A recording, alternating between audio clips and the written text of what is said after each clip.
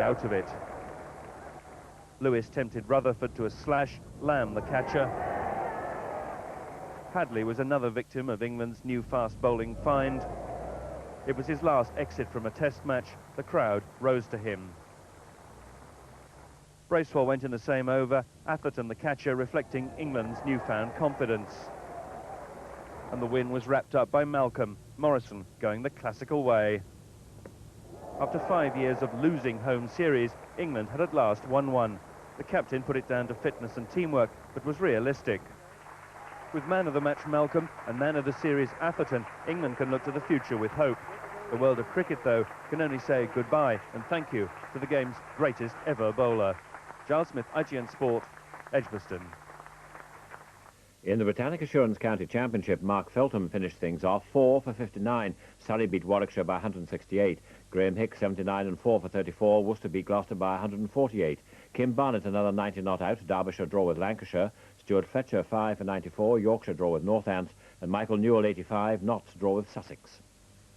And tonight's main news again. English football clubs will be allowed to play in Europe next season following a decision by the European footballing authorities to lift the ban imposed after the Heysel Stadium disaster.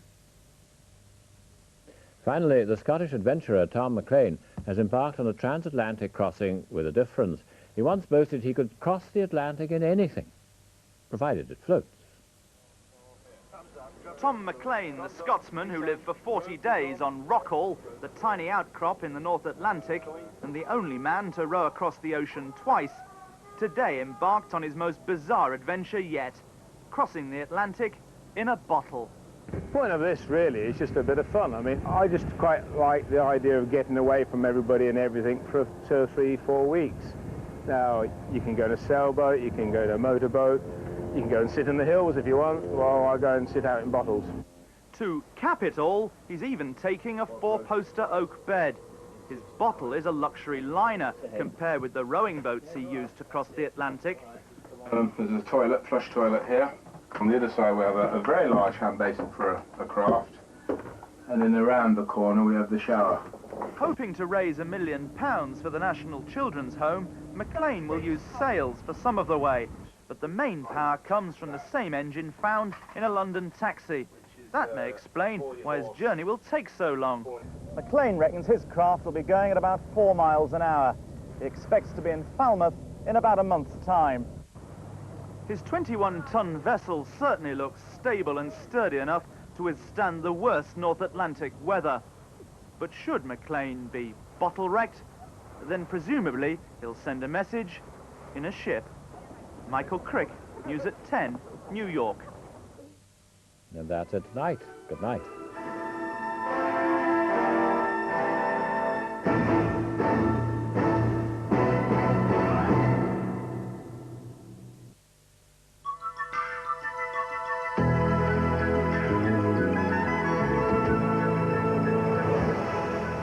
Good evening. Well, just as we began to despair of seeing the summer again this year, it's good news, with temperatures very much on the up, rising steadily as we go through the week, and perhaps even hitting that magic 80 come the weekend.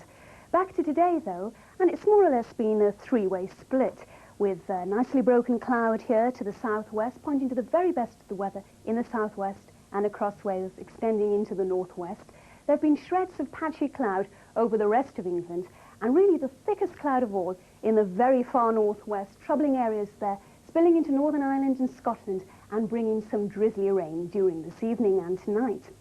Now then, as we go on to tomorrow, there's a band of cloud, well, I'd say around about 2/3 of the way up the country, and the odd spot of rain on western coasts nestling under that cloud, although every chance of seeing some sunshine to the east. As the day goes on, that cloud will remain there, and either side of the band there'll be brighter, sunnier weather, really warm and humid to the south of it, fresh and bright to the north. And temperatures do indeed reflect this, hitting 24 in the southeast, that's 75, more like the high 60s or 19 in the north, and quite a blustery wind around there, but a breeze, a feathery breeze in the south. That's all from me. At least things are on the up. Good night.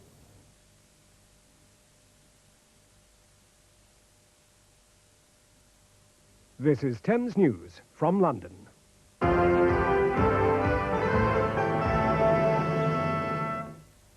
Good evening. Members of London's homosexual community have taken to the streets of the capital tonight. They were protesting about what they say is an alarming rise in violent attacks on gay men and women. Hundreds took to the streets of Ealing tonight to protest against attacks on lesbians and gay men. Tonight's demonstration started near the spot where actor Michael Booth was kicked to death by a gang of youths in a so-called gay attack in April. Organisers say it follows a big rise in the number of homosexual attacks and murders.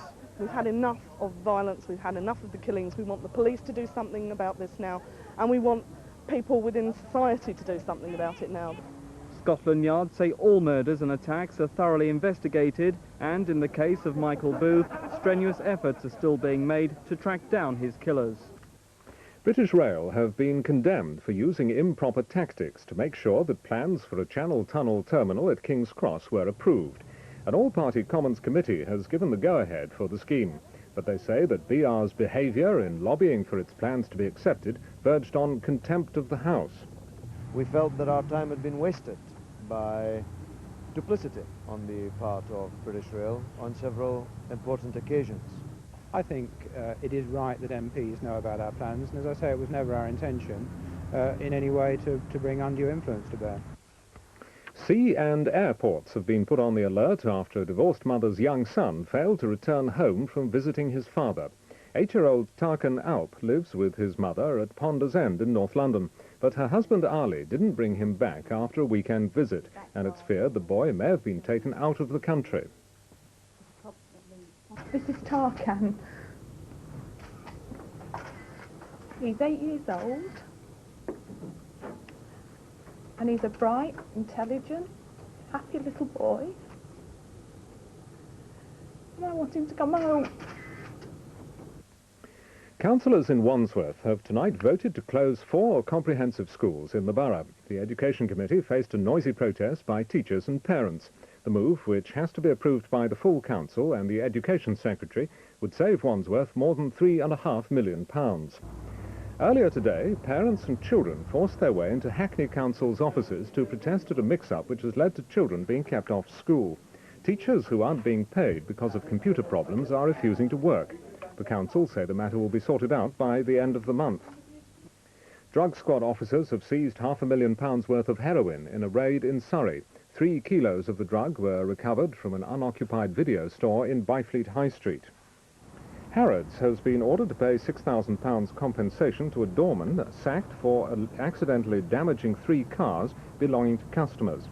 The accident happened as Commissioner Norman King tried to move one of the cars parked outside.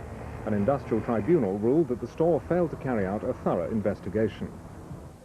Finally, the historic palace at Hampton Court is bursting into bloom as the setting for the capital's newest flower show. Gardeners from all over the world have been digging in to create a riot of colour. Around 3,000 people are expected to pass through the turnstiles over the next 5 days. And the Thames weather, rather cloudy overnight with the low around 13 Celsius.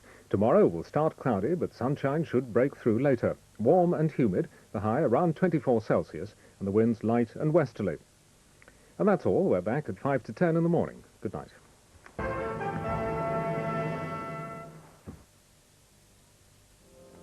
Tomorrow at 10:35, the story of this woman's life encloses some of the most significant events of the 20th century. She fought to subvert the rise of fascism and helped to secure its downfall. She was in the front rank when communism was established in Eastern Europe, and then in her retirement, she watched as communism began to collapse. During the Second World War, she arranged the transfer of Britain's atom secrets to the USSR. Sonia reports tomorrow at 10:35. In a moment, the Royal Film premiere, Back to the Future 3.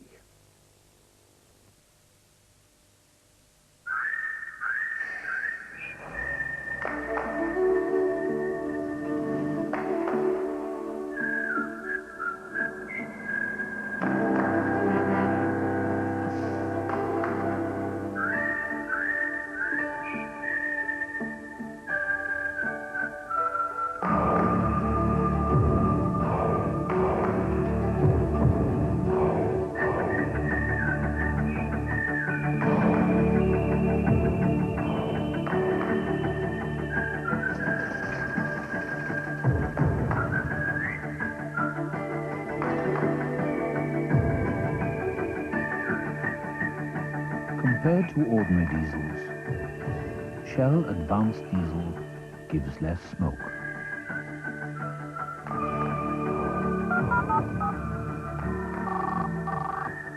You can tell when it's Shell.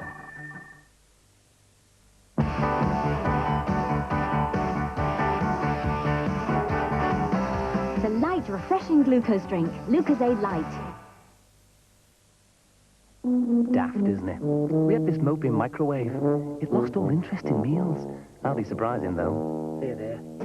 Never mind. So I introduced it to a bachelor's microchef lasagna. Ah, coward love. It's not chilled or frozen, so they warm to each other straight away. Well, who could resist that mix of lean beef, pasta, cheese, and tomatoes? This was the start of something special. Bachelor's microchef. Too good to be left on the shelf. The leading private hospital group, the Nuffield, use a household bleach, Vortex. From hospitals to homes, Vortex protects. You can deliver to all 10,000 addresses. Come on. Aye. Right, these are going off. Before these go off, Right, you can do Stockholm tomorrow? Okay. Turin Tuesday, Winnipeg Wednesday. Smashing. Hong Kong, Tokyo, and this one's for New York, okay? Now there are two kinds of businesses in Britain. The ones that know about Parcel Force. I'll get them there. I'll get them there. And the ones that wish they did. Royal Mail Parcel Force. The power to deliver. This is Ambrose the cat. Oh, looks harmless, but his natural animal savagery and his wild, ferocious nature make him a creature to be feared. There's only one way to tame him. Ambrosia Devon custard. You just pour it out and heat it up. You can't make a quicker or creamier tasting custard than Ambrosia. Try it on your favorite dish. Delicious Ambrosia custard. Devon knows how they make it so creamy.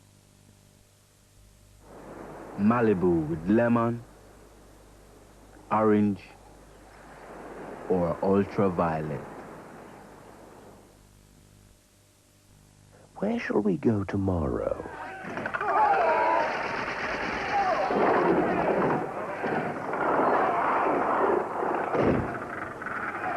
The Royal Tournament. We'll take the tube to Earl's Court, so we won't have much to shell out.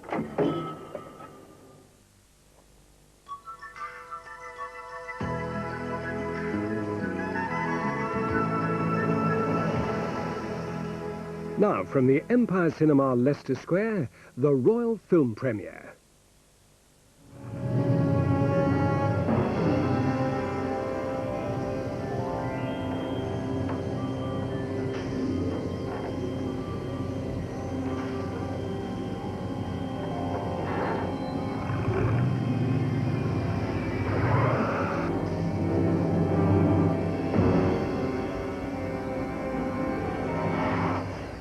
And that's how it all started back in 1985, or should I say 55.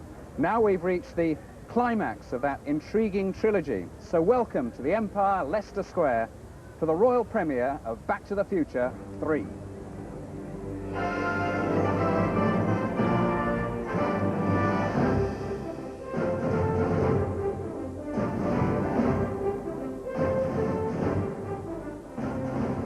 Good evening. The Prince's Trust and Turning Point, the largest national charity helping people with drinks, drugs and mental health problems, will benefit from this royal premiere. So it's appropriate that the patron of Turning Point is guest of honour here, Her Royal Highness, the Princess of Wales. Well, this old car has clocked up a load of mileage. It's transported our hero back to 1955, forward to 2015, and back again to 1955. Tonight, it's off in a new direction. It helps if you've seen parts 1 and 2, but it's not essential. The story so far: Marty McFly, played by Michael J. Fox, has been sent back 30 years in time in his hometown of Hill Valley to 1955. There, despite the attentions of the school bully Biff Tannen against his wimpish father, he tries to secure his own future by getting his parents together for the first time. Okay, you guys. Very funny. Uncle George. Go to it, kid. Hey, George, buddy, I have been looking all over for you. Do you remember me? The guy who saved your life the other day? Oh, yeah, good. There's somebody I'd like you to meet.